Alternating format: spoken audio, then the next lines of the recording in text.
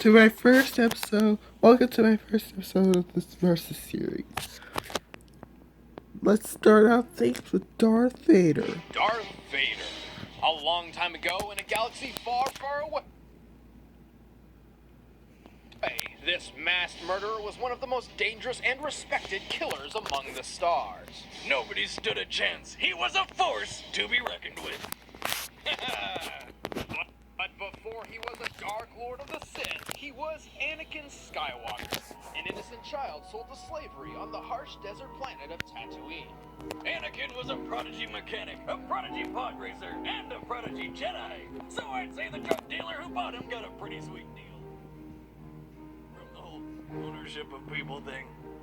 Then Liam Neeson showed up and measured his power level to find out that this kid was the chosen one, destined to do something great that would bring balance to the all-powerful Force, whatever the that means. Freed from slavery, Anakin grew into an extremely powerful Jedi, capable of lifting starships and crushing buildings with just his mind. He quickly rose through the Jedi ranks to the very top, and led the legendary 501st Legion in the galaxy-wide Clone Wars. He also grew into a really arrogant and whiny douche. It's all Obi-Wan's fault. He's holding me back. Naturally curious to an extreme, the vast potential of the Force was intoxicating to Anakin. Unable to accept loss and pain, Anakin sought new powers to fix his problem. After a premonition of his pregnant wife's death, he decided he had no choice but to turn to the dark side of the Force for answers. Henceforth, you shall be known as Darth Vader. Despite being trained in the Jedi's pacifism, Anakin learned that he was really freaking good at killing people and murdered nearly the entire Jedi Order. His punishment? A tearful breakup with his old master and a leisurely dip in a pool of lava. After some pretty intense reconstructive surgery, he was rebuilt as the black-cloaked Lord of the Sith, Darth Vader.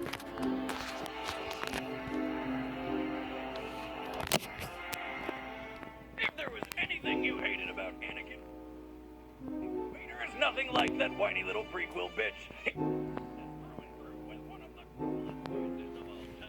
The ability to destroy a planet is insignificant next to the power of the Force.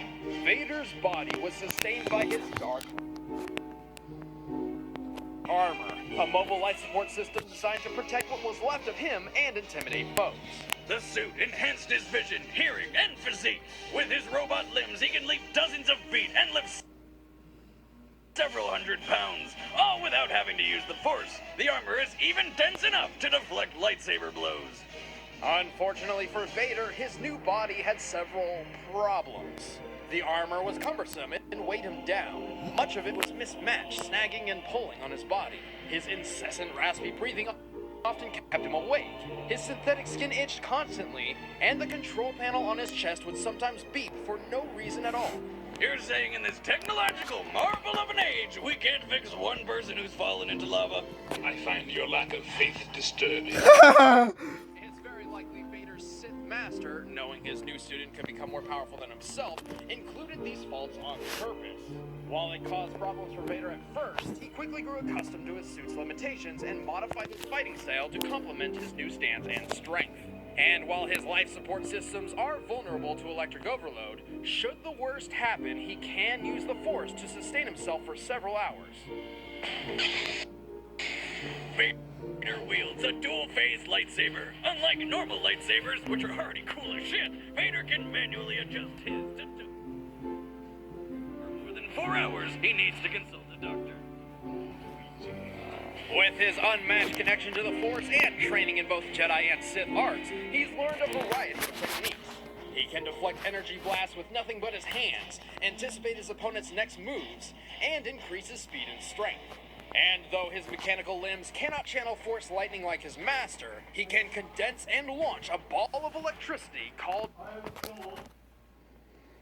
kinetite. And he can always use telekinesis to lift people up and choke.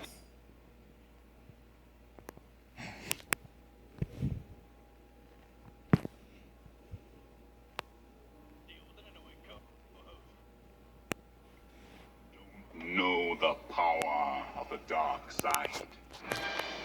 Using the dark side of the Force, Vader embraces his passion and rage in battle, complementing his extremely offensive fighting style. The angrier he gets, the deadlier he becomes.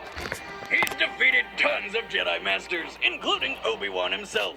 He matched his secret apprentice Galen Merrick in Force combat, who is powerful enough to move Star Destroyers, and killed a doppelganger of Darth Maul by impaling himself. Damn, that's dedication. Lost son, Vader had a change of heart. He rescued his son by sacrificing himself to destroy the Sith once and for all. Or at least until the next movie comes out. Darth Vader is impressive. Most impressive. There is no escape. Don't make me destroy you. Now let's speed things up to Sonic the Hedgehog, ladies and Sonic gents. the Hedgehog is the fastest thing alive and a freedom fighter battling to save the world from the tyrannical Dr. Ivo Eggman Robotnik. He's not so bad for a tree-hugging hippie. Sonic's most notable ability is his speed. He can easily break the sound barrier in mere seconds. While his top speed is unknown, he has clocked in an average of 765 miles per hour. Holy crap, this guy must blow through shoes. He can further increase his speed with his trademark figure 8 technique. But he's not just fast on his feet. He can curl up into a spiky ball and rip through his opponent with a spin attack.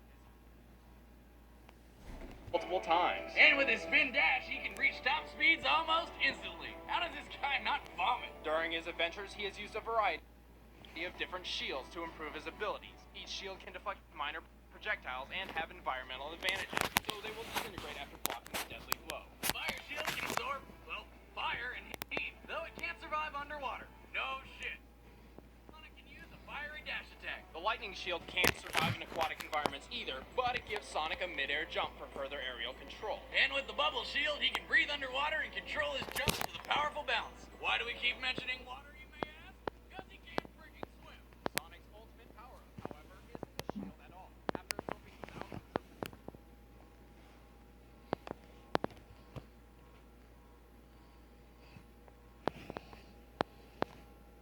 supersonic.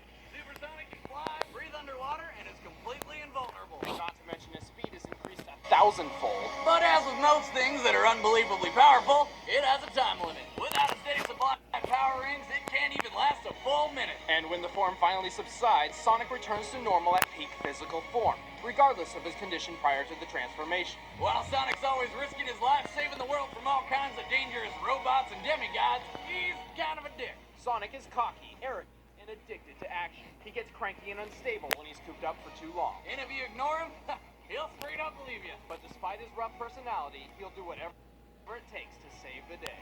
Ooh, I like to hang, but I gotta juice.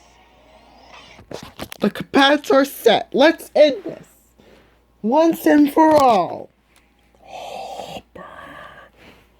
So where can I find this Sonic? See you, Lord Vader.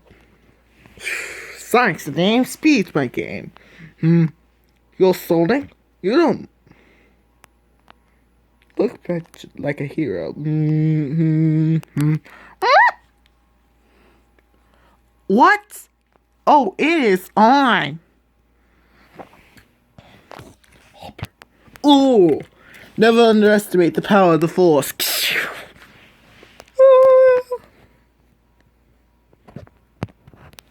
Never underestimate. Fight!